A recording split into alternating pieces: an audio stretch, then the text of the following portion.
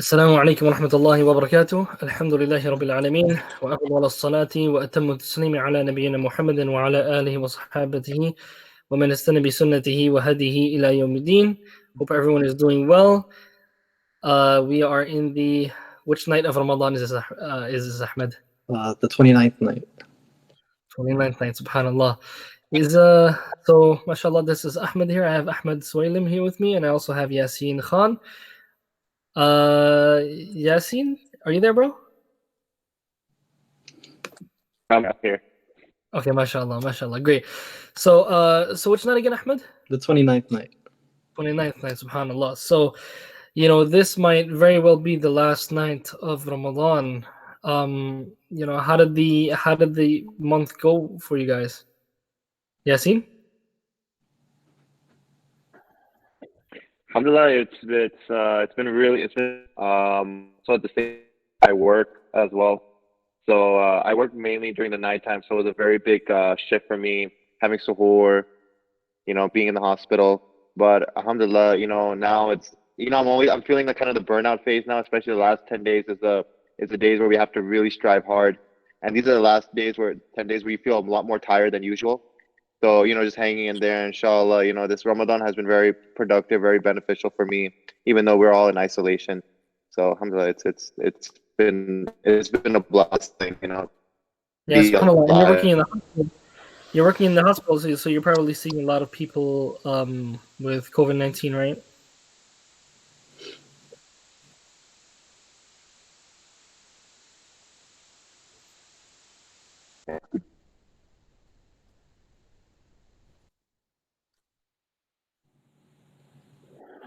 Allah and but be patient.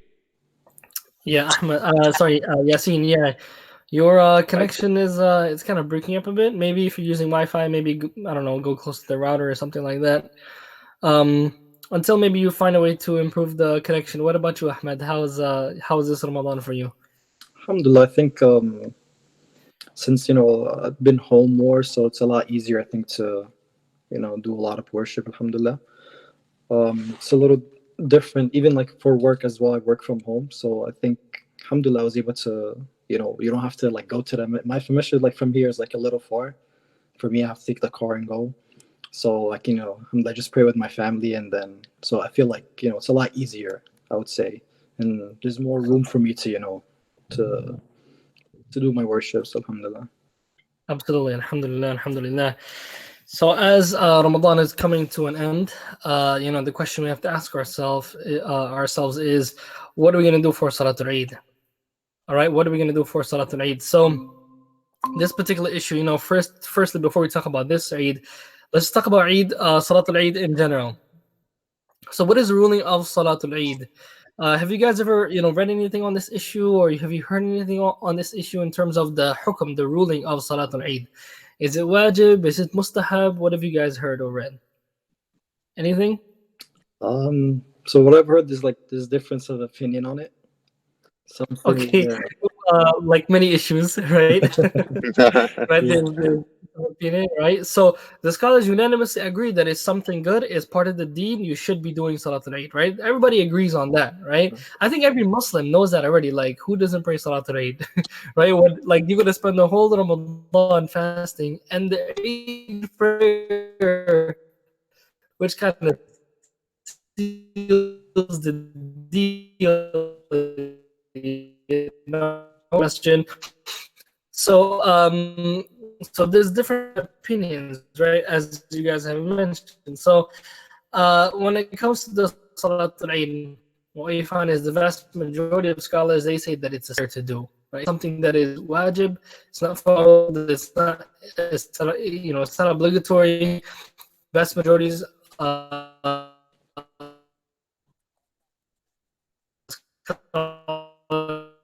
that is recommended to pray the Salah.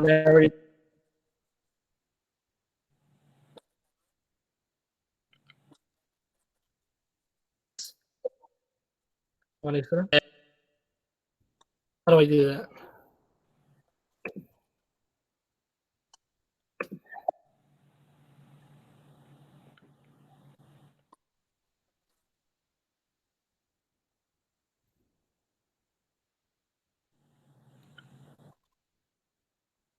tonight.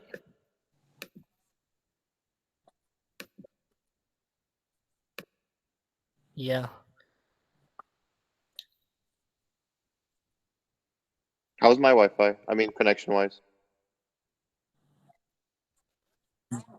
Okay, because yeah, I connected to my Wi-Fi, so that's why it should be a lot more better. Is it better now?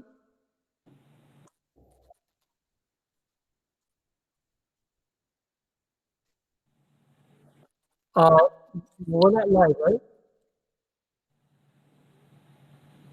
We're not live, right? Okay, all right. Listen. Okay, so worry. So, Bismillah. So we were talking about the different opinions among the scholars. The vast majority of the scholars, you have scholars in all of the four madhabs who hold a view that is, there's a narration from Imam Ahmad, the view of the Maliki, Shafi'is, and some of the Hanafis, that it is mustahab, it's recommended to pray the Salat al-Eid. We have the opinion of Imam al-Nawawi in al-Majmu'. He says, جماهير العلماء من السلف والخلف أن الصلاة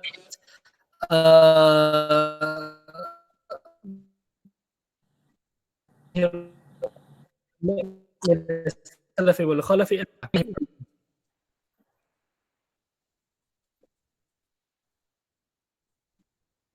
All right, let me call from my phone. Okay, let's try that.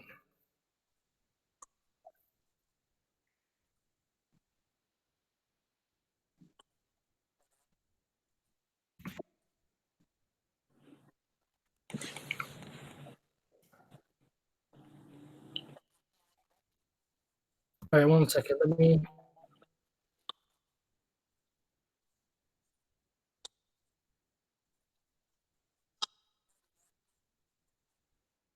Oh, okay. So, Bismillah. So I could say that this was my first time working in the hospital while fasting during Ramadan, and it's a test. It's a really really big test. Because most of the time I'm wearing a lot of mask. Can you hear me? Yeah, you're good.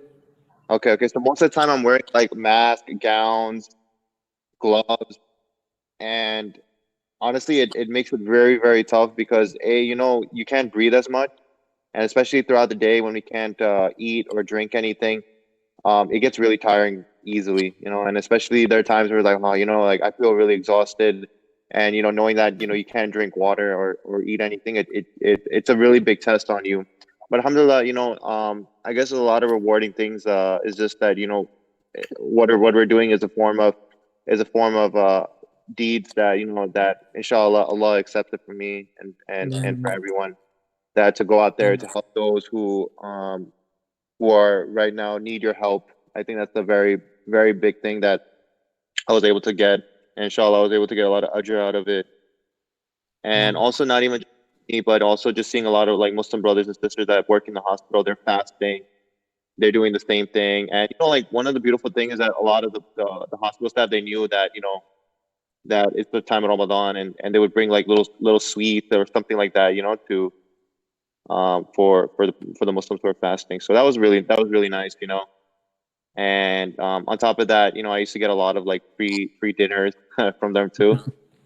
So that was really nice, alhamdulillah. It's beautiful, like there's something about Ramadan, you see that the month of giving, the month of just sadaqah, the month of just establishing kinship and ties within one another. So that was there.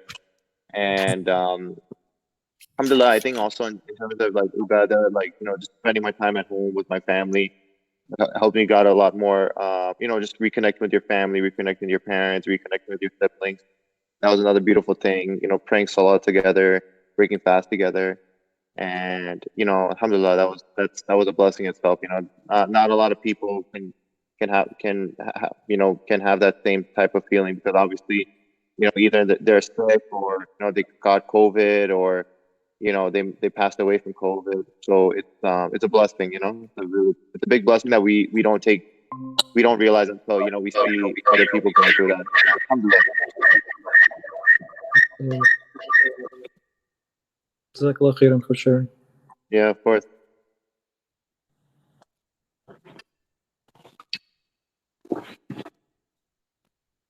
Assalamu alaikum. Could you guys see me? Yeah. All right, Bismillah. bismillah. So Yeah. let's continue. All right. So let's do this. So we were talking about the hukm of the Salatul Eid, and we were mentioning the statement of Imam An-Nawawi, where he mentions that the vast majority of the scholars, from the early Muslims as well as the later on scholars, the vast majority of them hold the opinion that it's sunnah, it's recommended. Okay, uh, and um, and there's also a statement of Ibn Rajab rahimahullah. He says that there are three views. So the first view is that it is sunnah masnuna, that it is just something that is recommended. فَلَوْ تَرَكَهَا النَّاسُ لَمْ يَأْثَمُوا. And he says, if all of the people, if they abandon it or they don't pray Salatul Eid, then they're not committing a sin by doing that. So that's the thing, is that Salatul Eid, according to this view, and that's the view of the majority of scholars, if people do not pray Salatul Eid, this Eid, they're not committing a sin. All right. The second view is the view that it's fardu kifaya, and that is the madhab of Imam Ahmad, and it's the view of some of the Maliki Shafi'is as well. And fardu kifaya, I'm pretty sure you guys have heard of this term. So the second view states that Salatul Eid is fardu kifaya. Could you guys tell us about about what this means for something to be fardu kifaya? What do you think that means? So I know what Fard Kifaya is, that if there are selective members from the community that attend, let's say for like janazah, then in terms of the community wise, don't they're excluded from it. So Fard Kifaya means that if a couple of people I know perform, then that's sufficient enough. It's not obligatory for mass gathering or all the Muslims to come out and do it as well. Absolutely, that's exactly what it is. So, Farud Kifaya is something that is, it's an obligation on the Muslims as a whole, and if a few Muslims carry out this obligation, then it suffices the rest of the Muslims from this. All right? And the third view of the scholars is that it is Farud Ain. It's something that is obligatory on every single individual. I think Brother Adi, your sound is low. Maybe it's mine. Up here. I'm hearing your voice. Yeah, I hear a lot of echo. Yeah.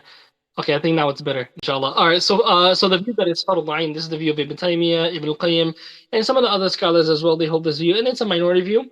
But these are all valid opinions. This is a matter of which they have different opinions among the scholars interpreting the text. So that's, you find that there are many issues like this. Okay, now so that's praying Salatul Eid in general, right? Everyone agrees that we should pray Salatul Eid, and these are the views of the scholars. Now, in terms of this Ramadan, right? What have you guys heard? Have you guys heard like different statements of scholars? What, like Yasid, what have you heard? So from what I heard, especially from a lot of social media, from notable speakers, that they made a fatwa on performing the Eid Salah at home. And I know that some of them, they go with the view that, what we were just talking about, it's either you still should perform it, or it's considered a sunnah where it's very highly recommended. But the interesting I think I saw about that was even because what I used to think before was that their Eid Salah was considered mandatory, and if you miss it, like that said, you can never make it up. But then I found out that especially from Sheikh Yasser, he mentioned that even some of the Sahaba or some of the Tabi'in, that if they, let's say, missed it for, let's say, a valid reason, or I don't know, they missed it for some reason, then they even made it up in their home. So that was something that I didn't know, and that was very interesting as well. But yes, just to conclude, from what I know is that that the Eid Salah could be performed at home, either by yourself or in a group, like with your family. Okay, excellent. And what about you, Ahmed? Have you heard anything different or would like to add to that? Yeah, similar things to what Yassine said.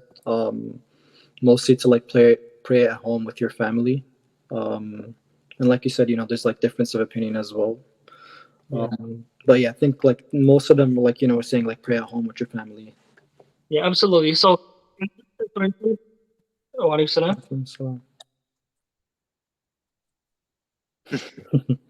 All right, so let him in. Bismillah.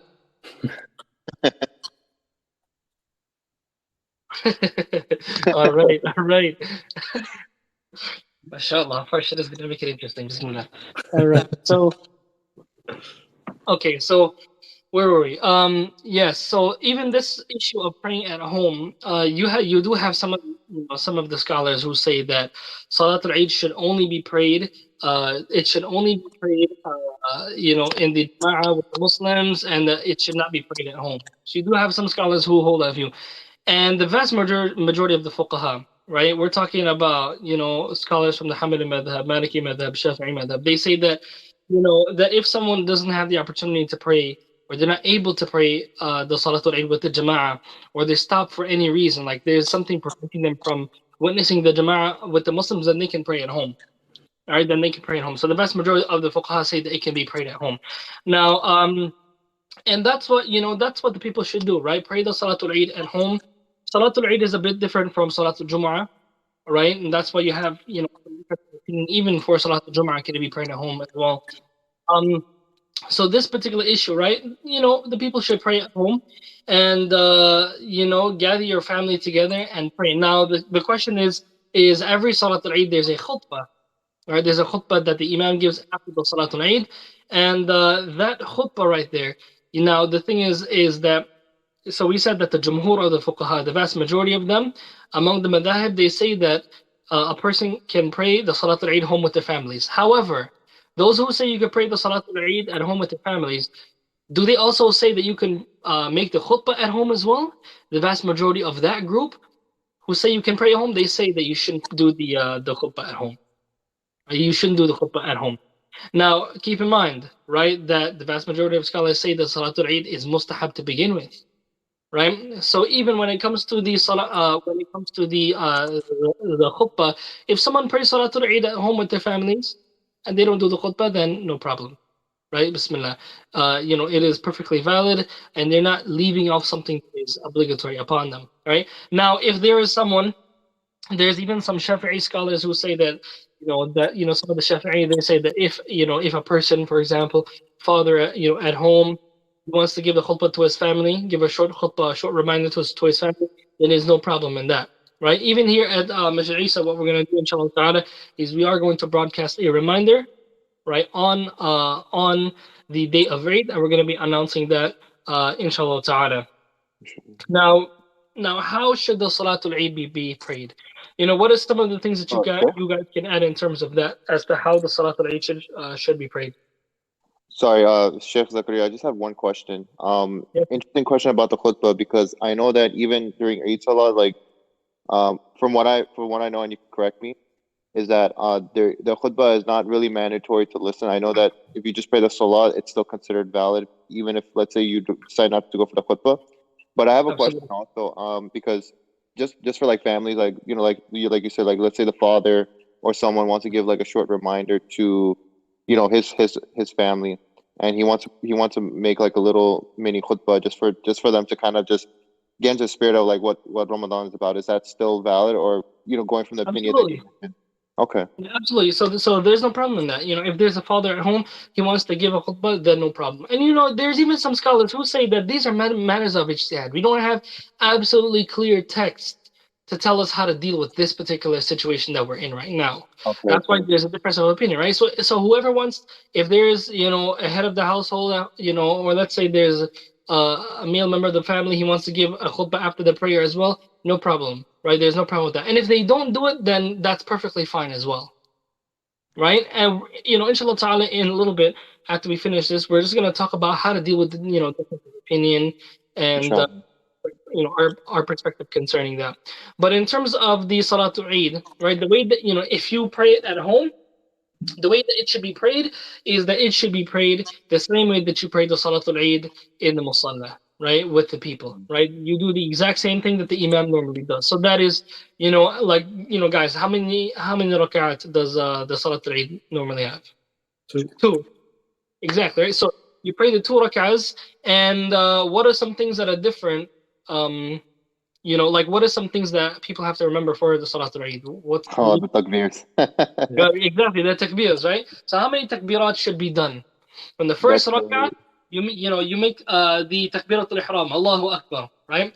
That's a takbir that gets you into the salah. Then you make 6 additional takbirs, right? 6 additional takbirs, and there's other opinions as well. But if someone does a 6, then there's no problem in that, right? So a person does 6 additional takbirs after that, and then you Salatul Eid, imagine it as you're praying Salatul Fajr. exactly as how we pray Salatul Fajr every single day. You're going to pray Salatul Eid the exact same way, except you're going to add those 6 extra takbirat at the beginning. And in the second rak'ah, when you get up from your sujood, you say Allahu Akbar, right? And then you stand, right? Putting the hands together, you make 5 extra takbirat. All right. Now, what are some other things that are, unique, or what are some other things that, are recommended for the Salatul Eid?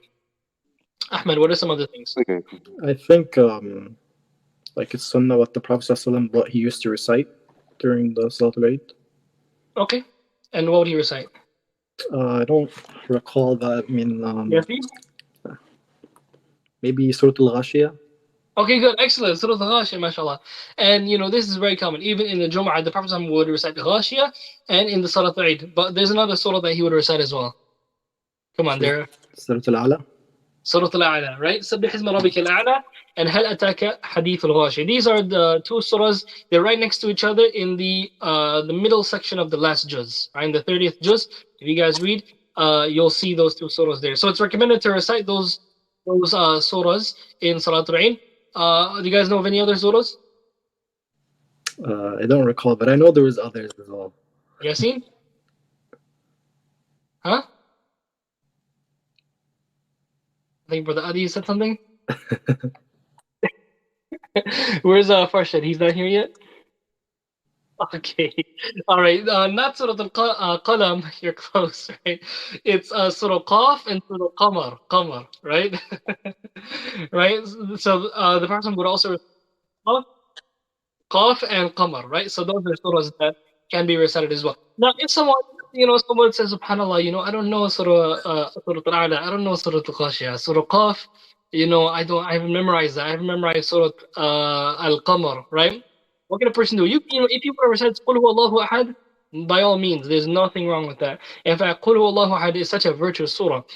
Perhaps some people may think like, oh my God, how could someone recite Surah Al-Ikhlas in their salah? But no, Surah Al-Ikhlas has tremendous meaning for anyone who contemplates on it.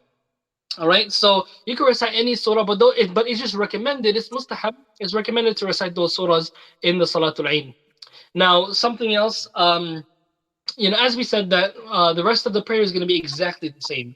Now, you're going to recite loud as you do in Salatul Fajr. Okay.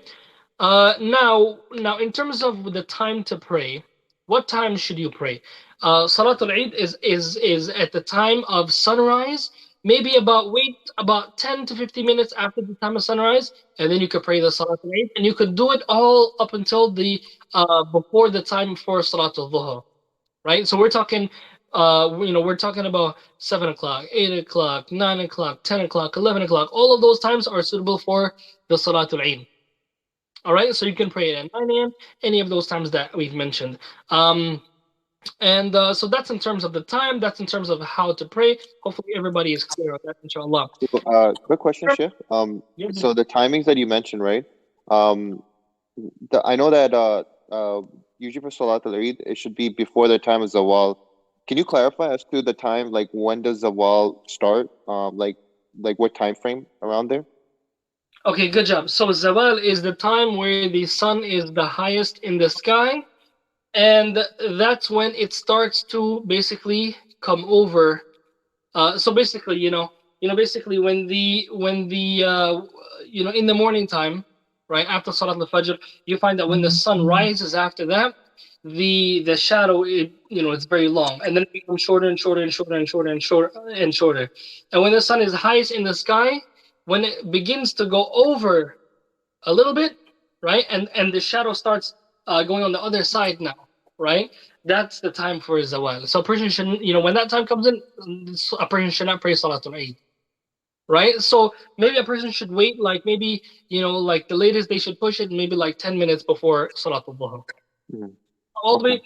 So that window of time, that's the time that one should pray the Salatul Eid. All right. Now the thing is, some scholars have mentioned this. Ibn Uthaymeen rahimahullah mentions is that when it comes to the Salatul Eid, a person, it's best to delay the Salatul Eid as much as possible. This is for Eid al-Fitr, as opposed to Eid al-Adha. Why do you guys think that is? Why do you think some scholars say that Salatu for Eid al-Fitr, this Eid that we're gonna pray, right? You should delay it as much as possible. And for the Salatul Eid, for Eid al-Adha, the next Eid, you should make the Eid Salah as early as possible. What do you think the wisdom behind that is? So I think the wisdom is because Eid al-Adha is the day of sacrificing, the day you do your qurbani. So you want to make sure that if you finish the salah quickly, that way you can sacrifice the animals as quickly as possible, so you can distribute it out to whoever needs it as well, like the meat, like to your family, to the poor, and etc. Okay, excellent. And Ahmed, why delay the Salatul Eid for Eid al-Fitr? I think Why it's don't we make that early as well? Because you want to hang out with your family and things like that. Why? I believe it's like the sunnahs, like to eat. You have to eat before you do the before you go to pray. So you should have a lot of time in the morning to eat. I mean that. Have a big breakfast, mashallah. You know, Okay, no, that's a good point. So the Prophet ﷺ, one of the sunnahs of Eid is to eat dates. The Prophet would eat tamarat. He would eat dates before praying the Salat al-Eid. But Ahmed, what do you think? What do you think is another reason? I'm not sure. That's what I know.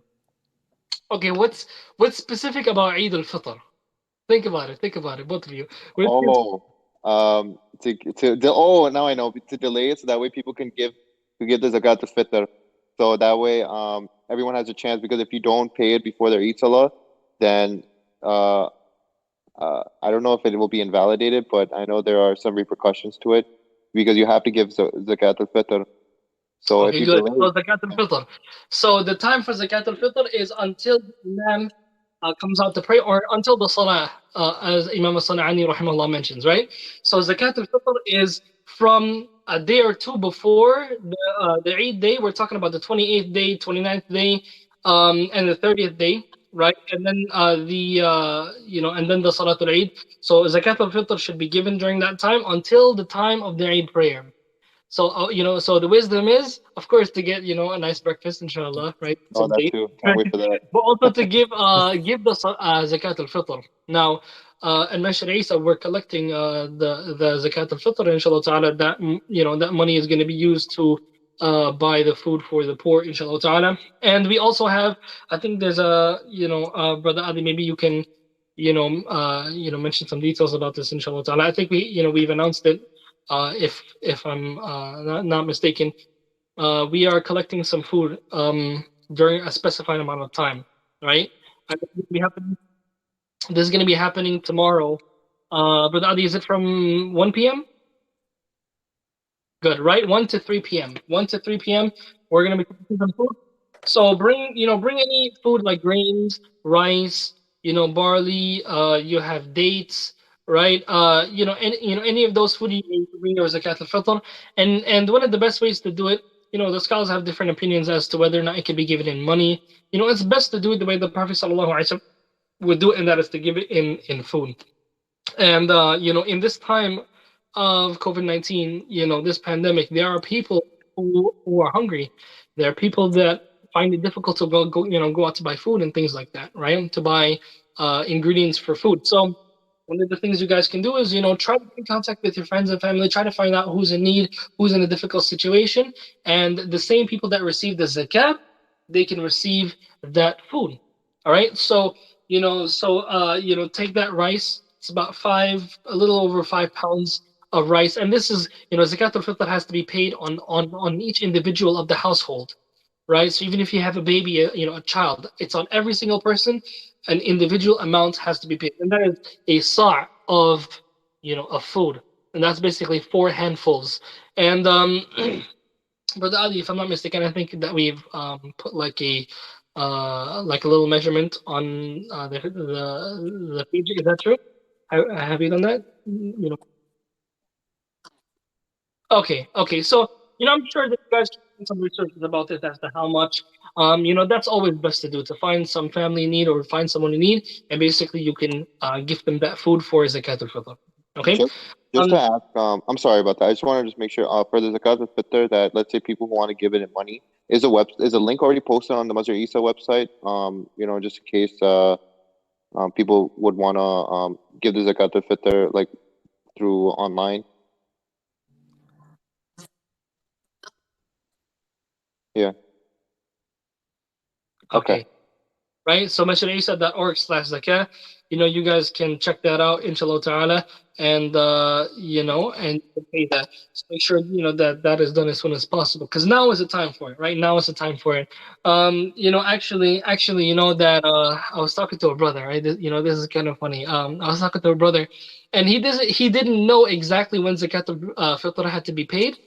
So this brother, he's thinking zakat al-fitr is at the beginning of every month. Right?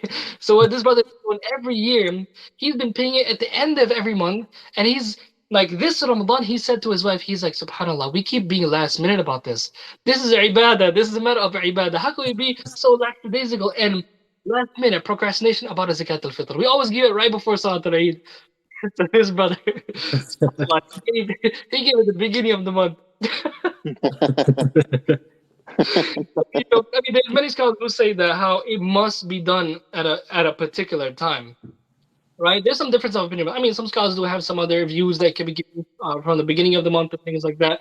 But definitely, the Prophet ﷺ, the Sahaba would be giving it from a day or two before the Salatul Eid, right? As Ibn Umar radiallahu anhu tells us, right? So definitely, it should be given at this time right here. Okay, so good. So that's in terms of the zakat al-fitr. All right. Now, what are some of the sunnah acts that someone should do for the Eid day? Remember, we mentioned that someone should eat the dates before they pray the Salat al-Eid. What do you think the wisdom of that is? Yasin, what do you think? What's the wisdom behind eating dates in the morning? Why do you think the Prophet ﷺ would do that? So Eid is considered a day of celebration, and from also what I remember is that uh, fasting is haram on the 2 days of Eid because it's a day of rejoicing, day of celebration. Also, if you think about it, we fasted for 30 days, and especially the day of celebration. So, we should eat something and we should just rejoice and just to show like this is, that we can eat, and just also like I said again is that fasting is haram, so you're not supposed to be fasting on the day of Eid. Absolutely, right. Imam Nawawi, other scholars have mentioned that there's ijma' that is haram to fast on Eid, both of the Eid days, right? So, excellent. Now, Ahmed, what are some other things that you would advise, our fellow community members to do for the Eid day? To celebrate the day with their family. Absolutely, right? Your household members first and foremost, right? Do something nice. Have a nice, Ahmed, have a nice breakfast. We're not gonna let that one go, huh? Of course not, right? Have a nice breakfast, right? Have a good lunch, nice dinner. Have something nice for the family, right? Now, some people may take that to an extreme level, especially in this time. So Ahmed, you need to add some more details. So what? We're in this pandemic, you should, when you say family, who do you mean? You mean every this state, that state, everybody come together? We should all try to follow the protocols that especially because like not all states are trying to opening now, so we should definitely keep in mind also because the virus it's still out there, so we need to be careful as well. Yeah, absolutely, subhanallah. Definitely, right? That's excellent advice because we don't want anybody getting infected on the Eid day. So whatever protocols have been put out by the authorities, people should definitely follow those. Social distancing, covering the face, things like that. So absolutely, and yes. What else? What else, Yasin? Um, to take a shower, dress in your like best clothes ever. Gotta look. Absolutely. So some of the Sahaba, Ibn Umar radiallahu anhu, he used to take a shower, on the Eid day, right, in the morning, right? And we don't have any specific text from the Prophet sallallahu alaihi wasallam, but looking at the fact that the Prophet sallallahu would make ghusl on every Jum'ah, he even said that ghusl yawm al-Jum'ati wajibun ala kulli muhtalim. The ghusl of Jum'ah is wajib. It's incumbent upon every Muslim, upon every person who reaches the age of puberty. So if you look at the general themes of this deen, right, anytime we have a big gathering, right? It's legislated for someone to take a ghusl so that they would smell nice, they would, be ready for this day, right? So if someone wants to do that, as Ibn Umar radiallahu anhuma did, then Bismillah, right? That's something that I think for the most part, hopefully we all take a shower, once a day, hopefully, some people once every other day. But it's Eid. You want to smell nice. It's a day of happiness, right? You don't want to be, stinky on that day. You want to smell nice for your family members, right? So definitely take a shower. All right. What else? Oh yeah, dressing nice, right? Try to wear your nice clothes. The Sahaba would do this as well, right? They would wear their very nice clothes on the day of Eid. So of course, we're at home. Some of us are in our pajamas, perhaps. Right, you want to dress nice, right? Now, what are some other ways that we can make this age feel a bit more normal? That's oh wait, also there's one more sunnah that we Oh yeah, forgot. sure. The takbirat after Fajr. Oh That yes, the takbirat. So, what you do is the first night. So you know how we're in the 29th night now. Tomorrow we're gonna find out if Ramadan is gonna be continuing for 30 nights, or if that's gonna be it. So tomorrow might be the last day of fasting. Let's say, for example, tomorrow is Friday, right? And on Friday we find out that Friday night, right, coming, the way that we look at it, Friday night is gonna be the first night of Shawwal, right? So the takbirat starts from the Maghrib of Shawwal, right? The first day of Shawwal until the Eid morning, until the Salat Eid, right? Until the Salat Eid. And how should that takbir be? it's usually Allahu Akbar, Allahu Akbar, La ilaha illallah, Allahu Akbar, Allahu Akbar, Walillah alhamd. But I know Okay, I excellent. Right? kind of the minimum, but you can say Alhamdulillah, Allahu Akbar kabira, Walhamdulillah kathira, wa subhanallah bukratan wa asila, and etc. etc. So, Of course, right? So the Sahaba, the way that they would say it is three Allahu Akbar, Allahu Akbar, Allahu Akbar, Allahu Akbar, La ilaha illallah, Allahu Akbar, walillahi alhamd. And just make it takbir in general, right? Just make it takbir for this time. Of course, we're not in the masjid and we're not able to do this, as a community, but even at home, make these takbirat. Right, make these takbirat. Jazakallah khair for mentioning that. I was actually planning to do that, but I forgot. Anything else, Ahmed? What else? oh yeah, sorry, go ahead. Um,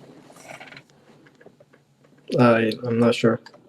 Right, I mean, whatever else, greeting one another, right? Being nice to your family, especially on this day. You want to make everyone feel happy on this day, inshallah ta'ala.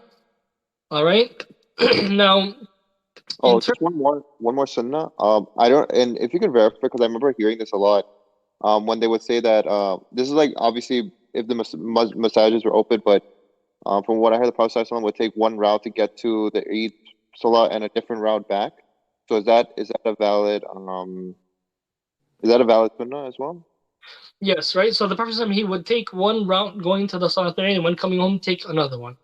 Right, and perhaps, number one reason why this, should be done, because the Prophet did it, right? And whether we know the wisdom or not, we should follow him because he's the best example. And perhaps some of the wisdoms is, to meet other Muslims, right? To meet other people, to show people that that Muslims are, that this is a day of happiness, right? To spread good, that can be another wisdom. But of course, in this time, that's going to be a bit difficult, since we're going to be praying at home. Okay. Now, one of the things I want to clarify is that although it is haram to fast on the Eid day, on the 2nd of Shawwal, because Eid is on the 1st of Shawwal, the 2nd of Shawwal, 3rd of Shawwal, and onward for the rest of the month is permissible to fast. So we just want to clarify that, okay? A lot of people think that Eid, people say that Eid is 3 days. All right, now for Eid al-Fitr, it's 1 day, right? The Eid al-Fitr, right? This Eid coming up is 1 day, as opposed to Eid al-Adha. Eid al-Adha, you have the 10th of Dhul Hijjah. Then you have the Ayyam al-Tashriq after that. The Prophet said that those are days of Eid, right? So for the Eid al-Adha, you have more days, right? As opposed to the Eid al-Fitr. This Eid is only 1 day. We don't fast on this day, right? For the 2nd and onward, for the rest of Shawwal, it's permissible to fast. All right. Now, in terms of difference of opinion, we've touched on this quite a bit in our discussion here, guys. Right. how do you guys think we should deal with opinions? We find that some Muslims, they have different opinions. How should we deal with that? Right, Ahmed, let's start with you. You mean on like regarding praying Eid? Yeah, we find that there's going to be some Muslims, they take the view that scholars say it should not be prayed at home, and they will not be praying the Salat al-Eid. And you like this issue and other issues of different opinions. What should people's perspective be in light of the difference of opinion? I mean, everyone should definitely respect, every opinion, with, of course, all these opinions have, basis on, like proof behind it. But one, I think, most important thing that we shouldn't fight about it. There shouldn't be people like, going angry, we shouldn't pray it, we should pray it. I think there should definitely, like, if it's like, if the leader in the household, if they want to pray it, pray it together. If they don't, they don't. But we shouldn't definitely like create like any chaos, or especially because it's like a celebration. It's Eid, you don't want to create something like that, especially on a day like this. Yeah, absolutely. I mean, that is, those are words of wisdom there. That, these are matters of ijtihad. And there's some scholars who say that matters of, ijtihad means that scholars, they have different opinions in terms of how they interpret the text. Like you said, these are not clear-cut matters where it's like, we have a very clear hadith telling us exactly what to do in this pandemic, right? No, right? Scholars are trying to, use the guidance from the Quran and Sunnah to come to the right position.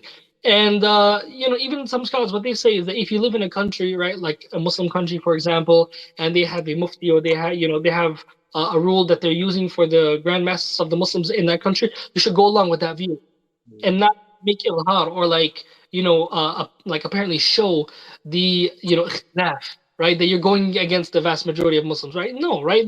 That goes against wisdom. From the maqasid of this deen is that the Muslims are together, that they have unity, especially on.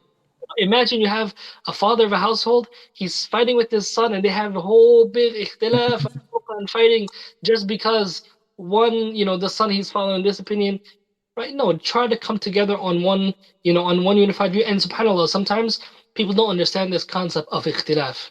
And sometimes they hear their sheikh or their imam of their masjid, perhaps they hold a certain view, which is a totally valid view, mind you. But they use that and they say that this is the sunnah, and every other opinion is not the sunnah. Yeah. The vast majority of scholars say that you can pray in the homes, right? SubhanAllah, so you find that even across the madhab, you find that you're going to find scholars having different views, and we should be tolerant of those things, right? These are not for us to fight each other, right? To use them as ammunition against other people. No, right? There should be some mutual understanding, right? What would you like to add? Me? Yasin. Oh no, just you pretty much was gonna say what I was gonna say. It was just basically respect each other's opinions, and we have to understand that as long as there's proper evidence or dalil for each thing, and just like there are different ways to pray. The way the Prophet Muhammad SAW prayed in different motions, right? Obviously, as long as the requirements are there, like in terms of ruku, sujud, but there are different ways that like for example, like raising the finger and not raising the finger, things like that, and people, and like you said, we should just try to use you should just try to come together, not cause a lot of rift over some minute issue. If they don't want to pray Salat al-Eid, then you respect their opinion as the people who want to pray Salat al-Eid.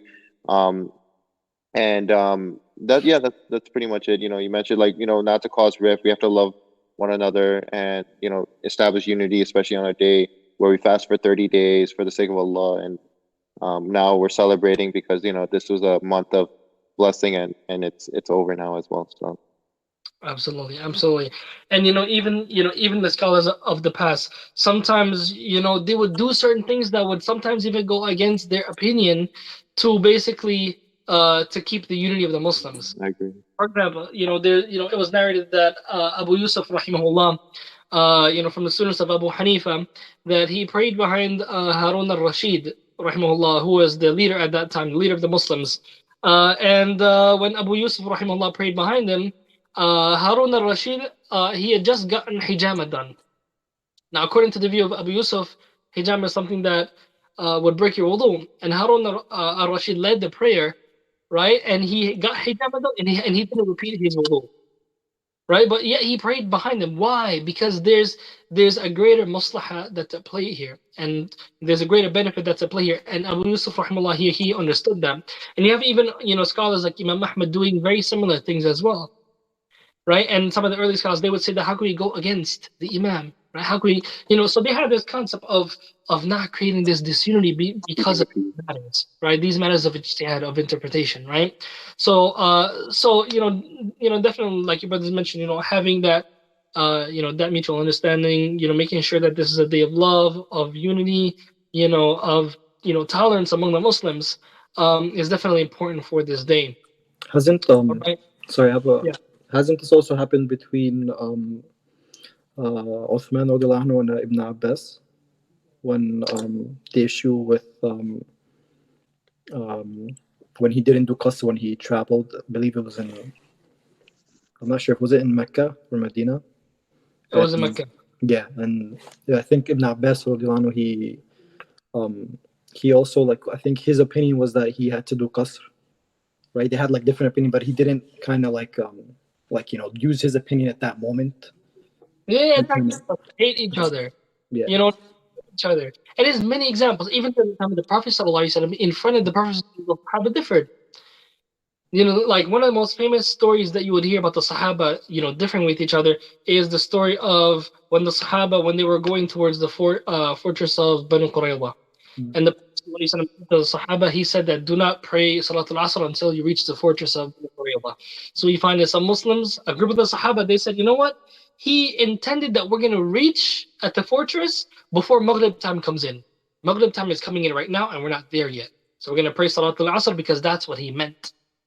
Right? That was the illah. That was the reason, or that was the hikmah behind what he said. So we're going to go and go against what he said. The apparent meaning of what he said, because they had a certain interpretation of that. They used their ijtihad. And the other group of Sahaba, they said that how we're not going to go against even if we may think otherwise.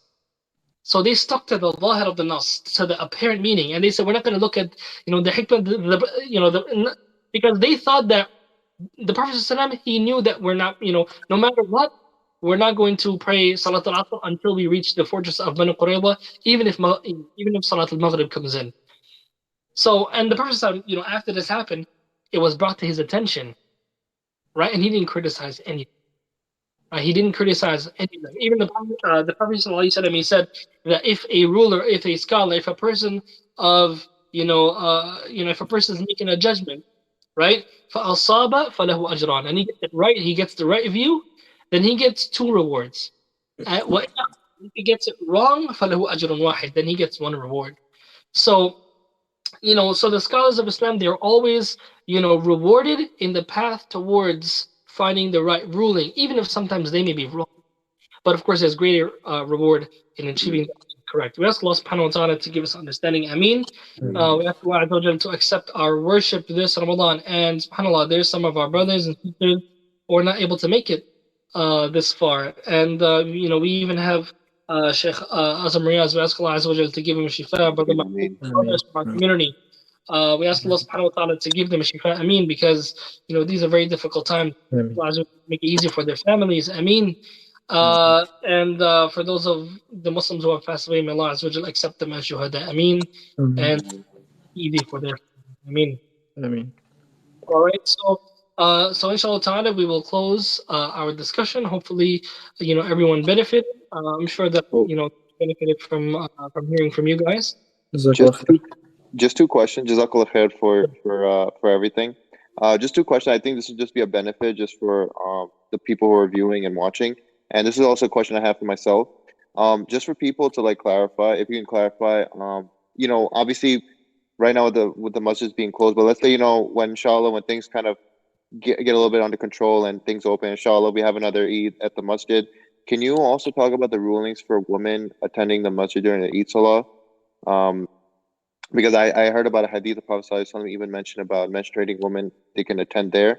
And also for people, let's say, who don't want to do, let's say, the 6 extra takbirat, can you also give them clarify what different takbirat that they could do as well just like in case, like just make it easier. Maybe if they don't want to do 6 or 5 or whatever the extra are as well.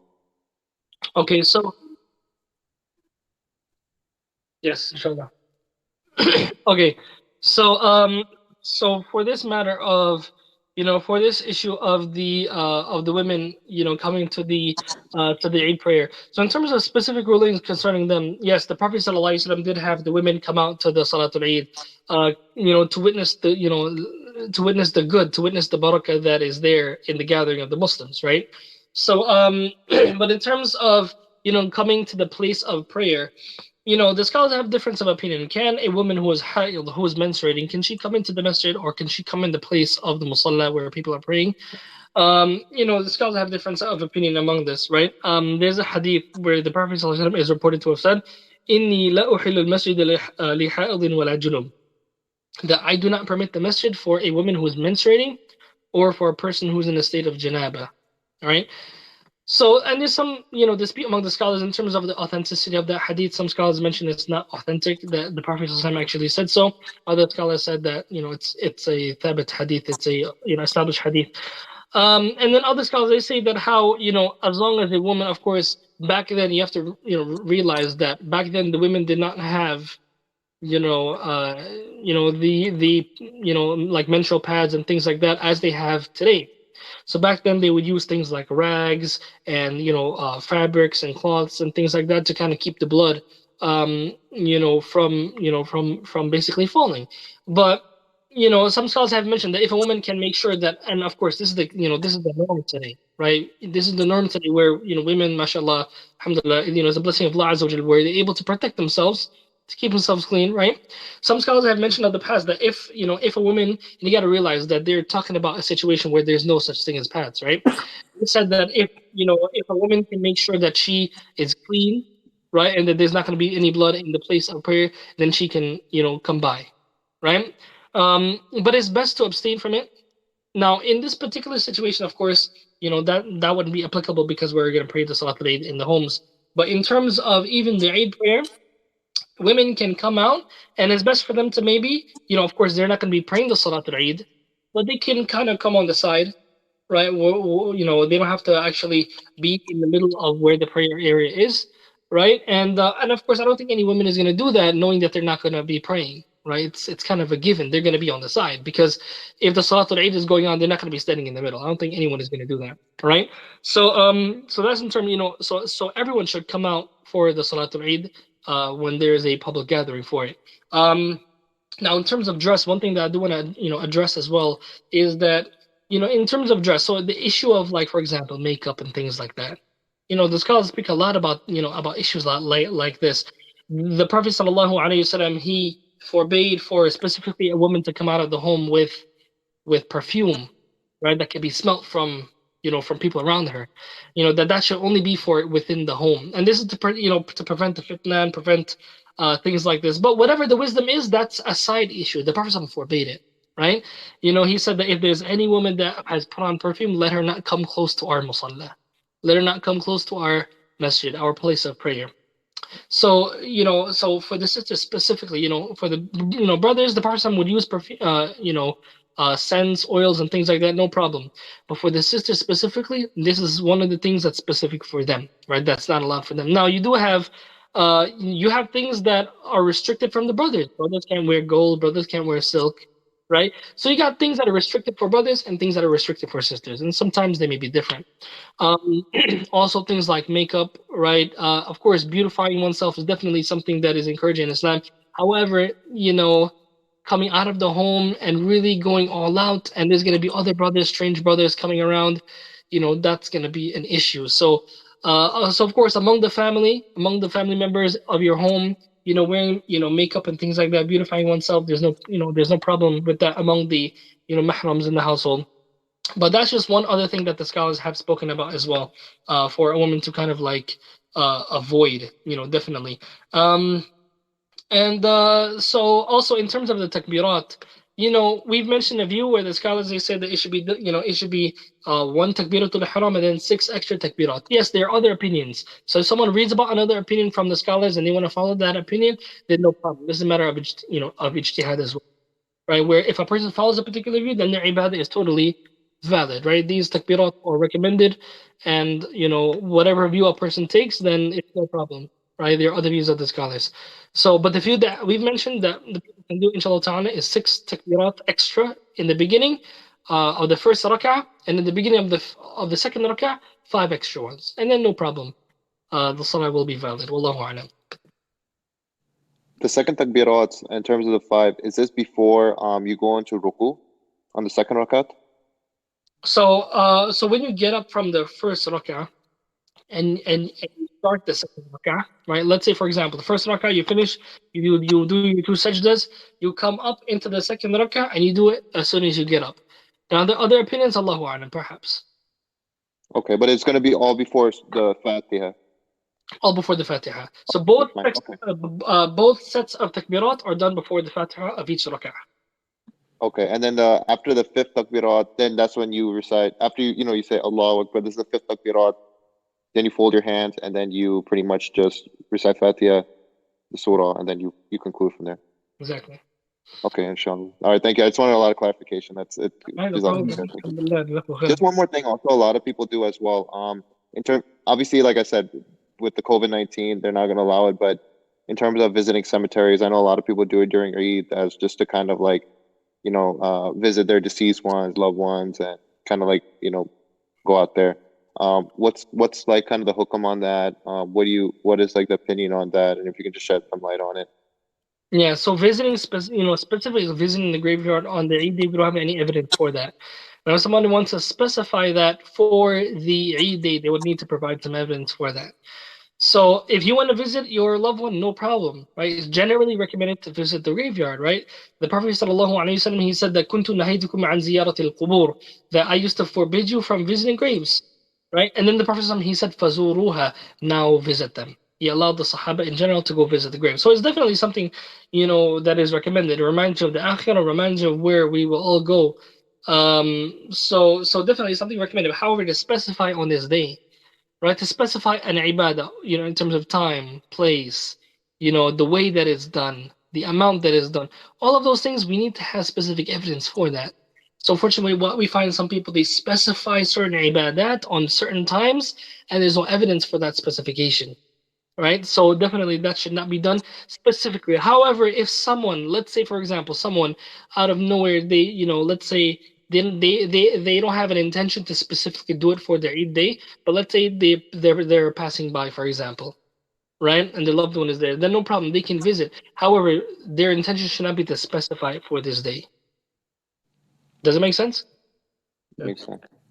Okay. So sorry, before, just quickly, like to clarify, because I didn't quite catch it.